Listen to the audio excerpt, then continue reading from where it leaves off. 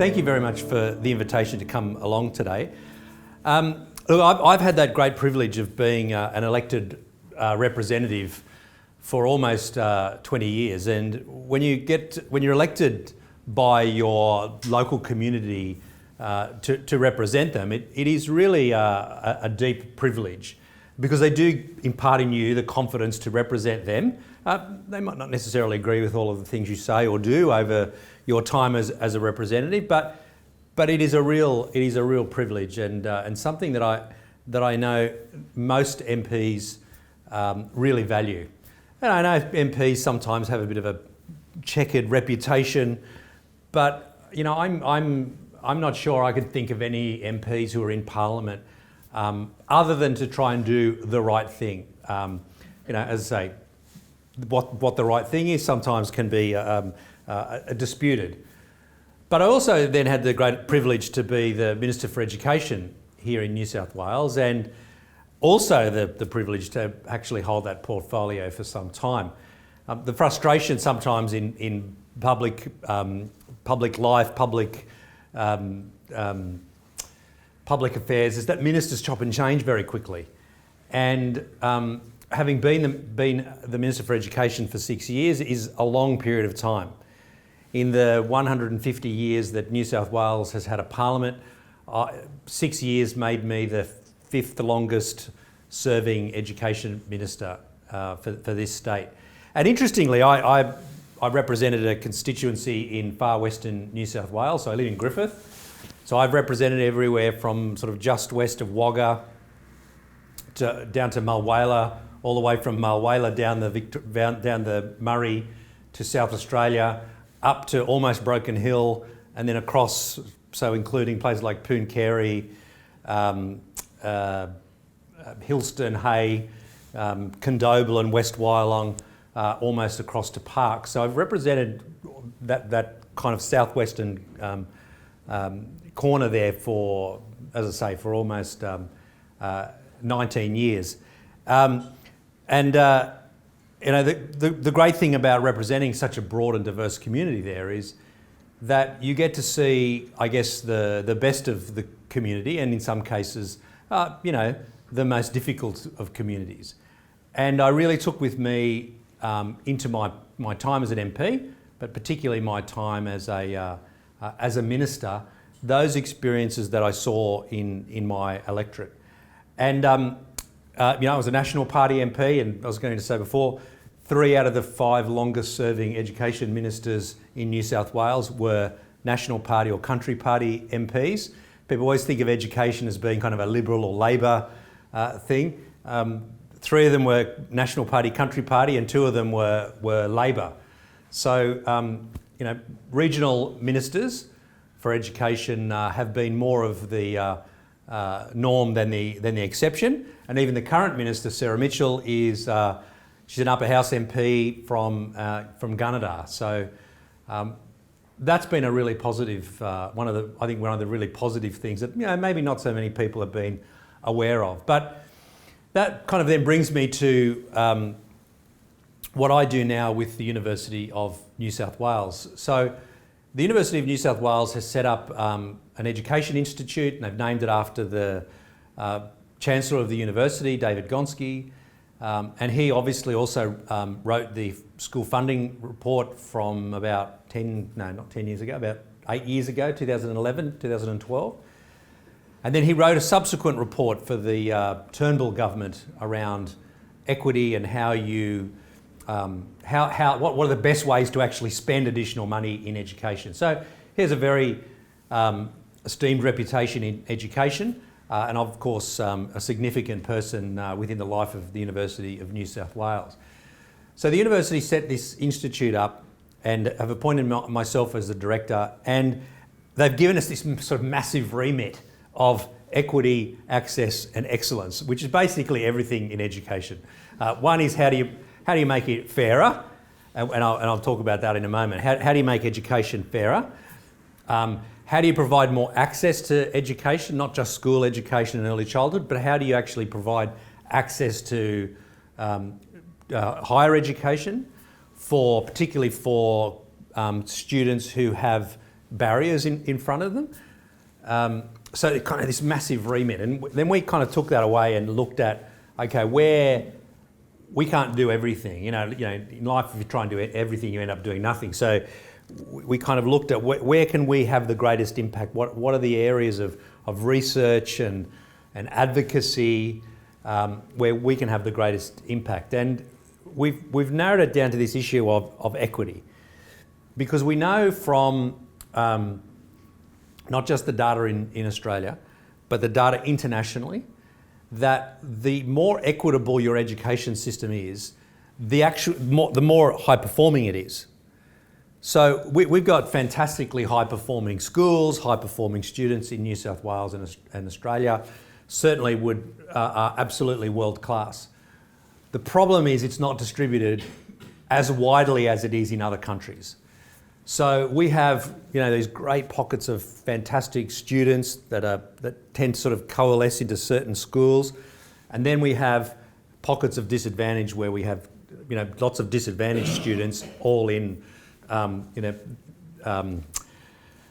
aggregated into schools that service an overrepresented group of disadvantaged students. So our challenge is how do you actually make that fairer? How do you actually, instead of having this sort of thing that goes like that, how do we balance that up a little bit? Because this is where we do underperform internationally. I want to just show you, I know it might be a bit hard to see, but there is just one chart, and you can just, you can see from this chart, this is basically OECD countries. And this is from the most equitable, so where they actually have, I guess, closer to an average distribution of students across their schools. So in any one school, you'll have some really advantaged kids, middle kids, and disadvantaged kids. So on this side of the scale is where you have the most equal distribution of students, and this side is where you have the least equal distribution of students. So on this side, you have lots of concentrations of disadvantage in schools. You can't read the countries, but you can see Australia there is the 5th worst in the OECD. So we are beaten to be the worst by Brazil, Chile, Hungary and Mexico. And on this side, you've got Finland, Sweden, Norway, New Zealand, Canada. So this is kind of the challenge for us. So the role that we play, well, the role that we've started to play with the Gonski Institute is, what do we do to shift that way, the line that way, instead of that way? And one of the recent examples just last week was the announcement by the state government about creating an additional selective school. So selective schools have been part of the mix in New South Wales for many years, and nobody's talking about dismantling the existing selective schools. But the policy question then is, do you expand them? So the Premier, who is a great friend of mine, but also one of the great benefits I have of being a former minister, is I can say what I like, and it doesn't matter, no one's going to ring me up and, well, they might be cross with me, but they can ring me up and I can ignore the phone call, whereas I previously couldn't ignore the phone call. But, when you look at that announcement, so it was the commentary was that in southwestern Sydney, in the growth corridor there, particularly around Camden, lots of new residential areas, and there are no selective schools. I think Hurlston Ag's probably the closest, and then there's a couple of others, but most of the selective schools are in the eastern suburbs, the North Shore and Northwest. Certainly there are none outside of Sydney, Newcastle and Wollongong that are exclusively selective. So the thing was, okay, there's not enough out there, let's create another school. Now, whilst I can understand that there would be parents, and this is where politics and policy stuff each other up, mix each other up, there would be pressure from parents to say, look, our kids are out of Camden and they've got into a selective school and have to travel all the way into Sydney Boys High or whatever it might be. Can we have another one out there? The problem is what selective schools do is they aggregate high-performing students into some schools and take the high-performing students out of other schools. As I said, once you've got this, you can't get rid of it, right? So no one is advocating you get rid of the existing selective schools. But actually creating more actually shifts us to the right instead of shifting us to the left. What we do want in schools is a comprehensive school where you might have a gifted stream. So we certainly want to pick up students with either academically gifted or musically gifted or gifted in sport, whatever it might be. Take them and extend them, absolutely. But we want to do them within a comprehensive school because they are often, and we would have all experienced this at school, they're often the ones who are the positive peer group, the ones who, that the other kids look up to and go, wow, I want to compete for that, I want to compete against their performance. Unfortunately, when we take them out and we aggregate them into individual schools, it might be great for those kids, but in terms of the system, then it does provide that negative, because then what we do is we have comprehensive schools that don't have those high-performing students as role models and peers for other students. And we do know that from the Australian research that if you come to school with a particular disadvantage, your parents' background or whatever it might be, that's one thing. But it's a disadvantage, it's an additional disadvantage to be in a school with other students who are also disadvantaged. And I mean, we can understand this from a practical perspective. You're in a class of 18, 20 kids, let's say, relatively small even.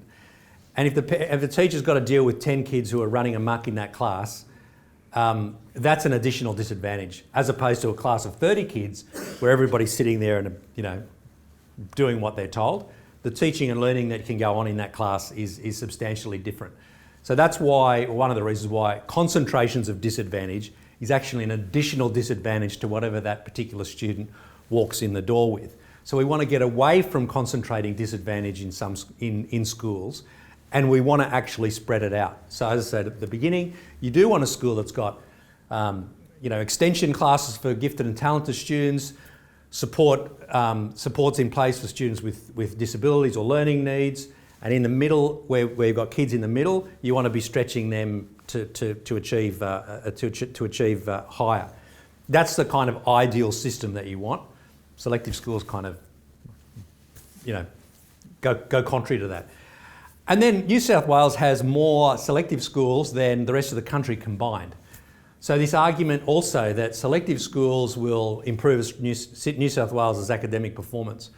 Victoria has like 5, and Victoria, on lots of the measures, outperforms New South Wales. Or there's certainly no evidence to say New South Wales performs brilliantly compared to Victoria. We've got 48, they've got 5. So there's actually no evidence to say that actually improves the performance of New South Wales education generally. So, selective schools is one example. Non-government schools, and I say this with kids who go to a Catholic primary school in Griffith, non-government schools do essentially the same thing. They do segregate out students based on the ability to pay. That is a significant factor in terms of this segregation of students. And non-government schools also have the ability to actually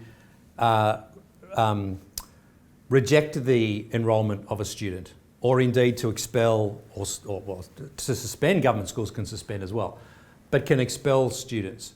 So it does give non-government schools a greater ability to choose the students that they have.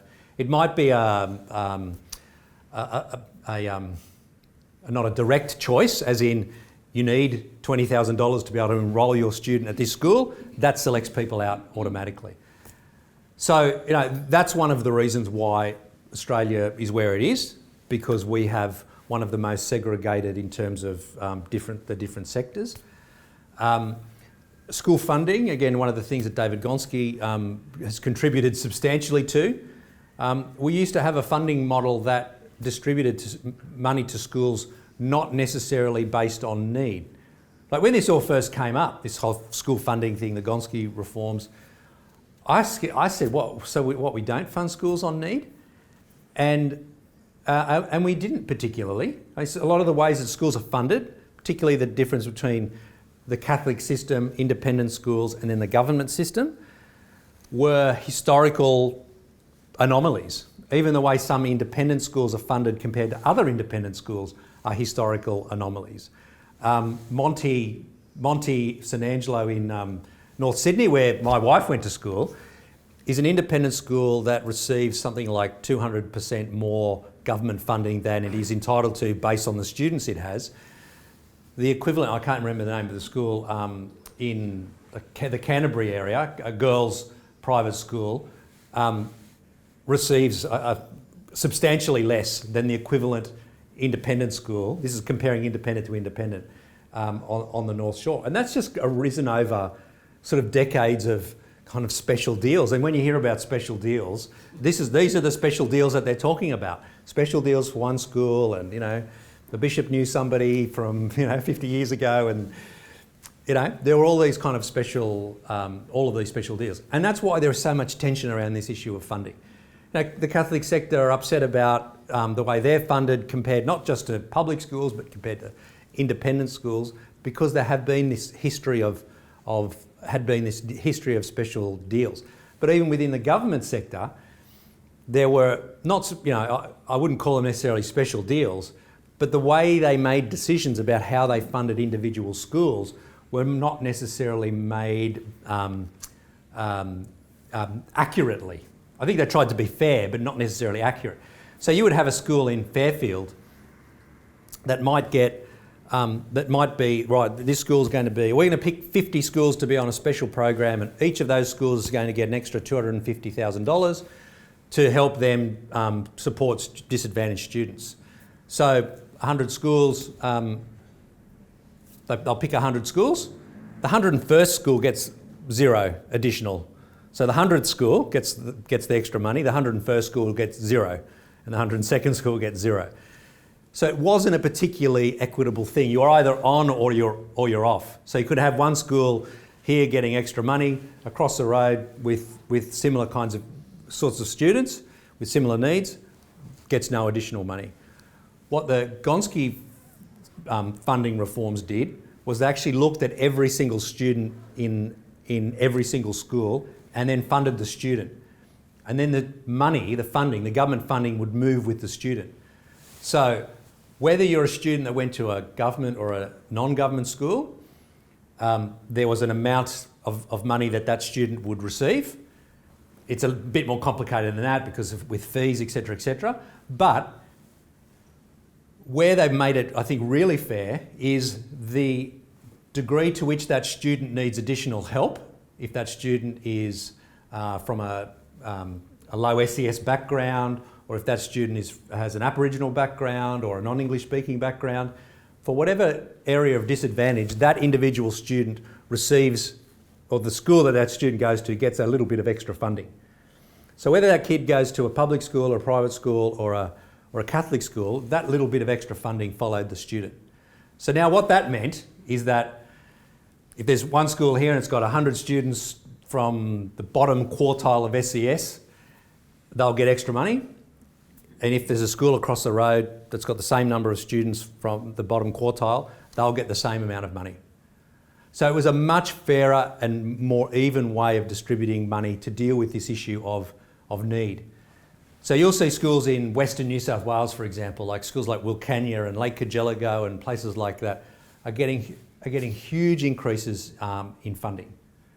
Part of the challenge for them is actually how to spend the money, which brings me to what I think is the most challenging problem of equity in education, which is how do you distribute staff across schools equitably? I don't have the data, but I would be pretty confident that the most experienced and qualified teachers in New South Wales are pretty strongly distributed in the northwest of Sydney, the north-eastern suburbs, inner west, probably Newcastle, Wollongong, not too bad. But their concentration would be mostly around where students are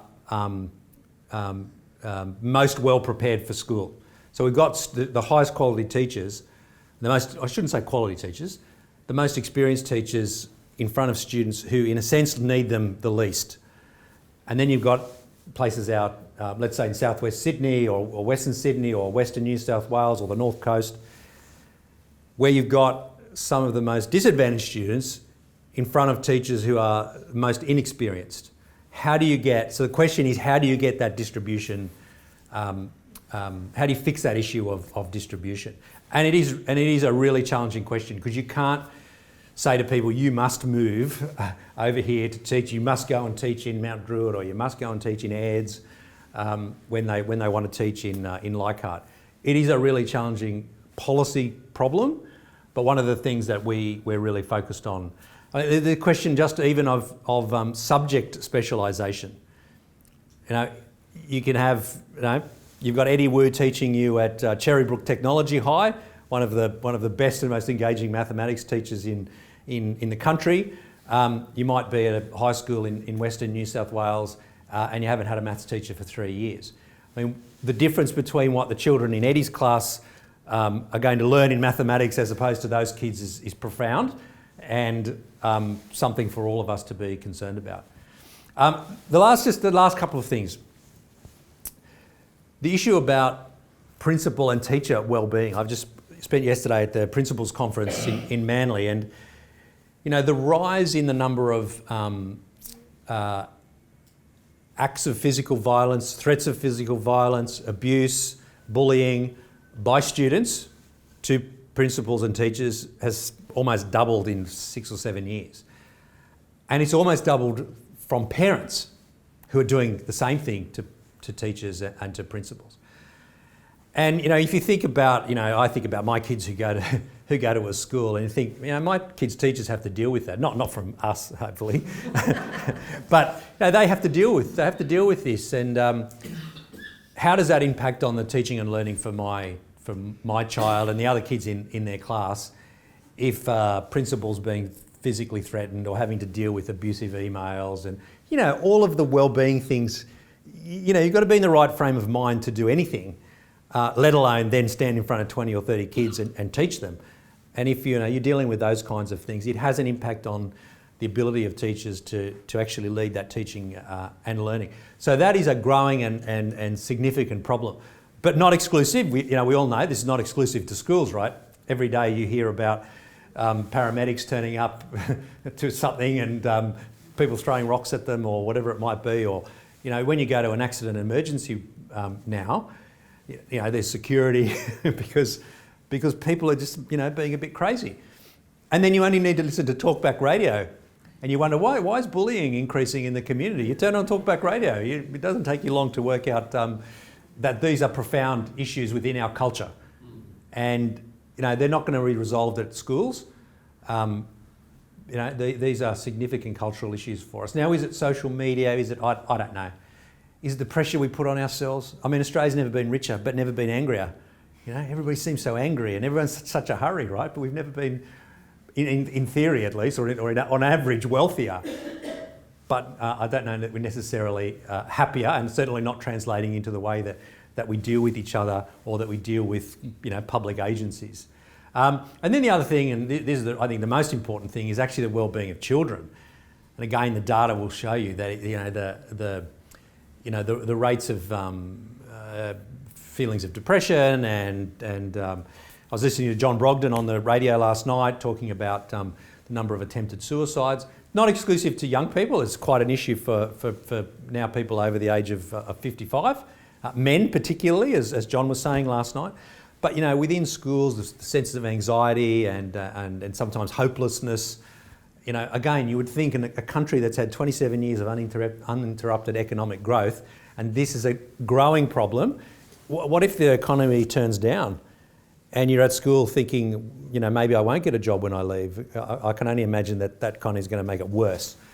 So, these are two profound issues that are within schools but are beyond school and are cultural things. This issue about how we treat the professionals in education, and actually what's happening with children around their own well-being and mental health. And I do think they're very profound issues.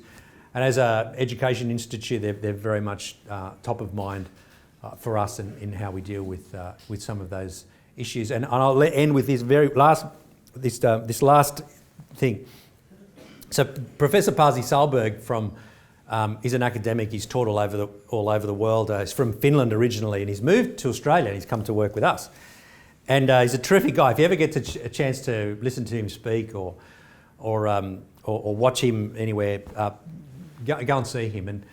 But he's a real believer in this equity issue, that you have to fix this up. In any country, you have to balance this up as much as you can. You're probably never going to get it equal, but as much as you can. And one of his things is about how we actually provide nutrition to children. You know, he's got kids now that have just started school in Kensington, and he said, you know, they send them lunchbox with the sandwich and the apple and the carrot and the juice box, and he said every day he comes back home with the apple and the carrot left over. And I've got two kids, one in year 5 and year 3, exactly the same thing. I say to my son, "What are you eating at school? Because you're not eating any of this stuff." But he's a big believer in the nutrition issue. You know, parents are busy, and you know it's easy to make a Vegemite sandwich in the morning, and you know, but is that really enough to sustain a child who's trying to learn, and you know, usually pretty active at school, to actually get them through? And I was talking to the principal from Galarganbone Central School, and they've actually started providing meals to their children. So I think breakfast is mandatory. So it doesn't matter who you are. Breakfast is a mandatory, like half hour at the beginning of the day, and then they provide a cooked meal for students who want a cooked meal. And he said the behaviour improvement in their school, serves quite a disadvantaged cohort of students, but the behaviour change in the school, the attendance, the performance of their children, the suspensions have dropped substantially, because kids who are not getting proper nutrition at home, not let alone not what's turning up in their lunchbox, but even what the nutrition they're getting at home, they're now getting at school. And he said there's still lots of work to do. He said, but it's proved to be like a substantial game changer in that school. So there's lots of difficult and challenging things in Australian education that we can try around this issue of equity. Providing meals at school is not something that we do in Australia. It's commonplace in other countries, but we just something we don't do here. But there are some leaps of faith that we kind of need to take to try and deal with this issue of equity, and these are some of the challenges that we're interested in pursuing. And as I say, as a former minister now, I can say what I like. It doesn't matter who rings me up. I don't have to take their call, and that's quite liberating, particularly when you think about some of these challenges. But anyway, again, thank you very much. Thanks, Doreen. Well, thank you.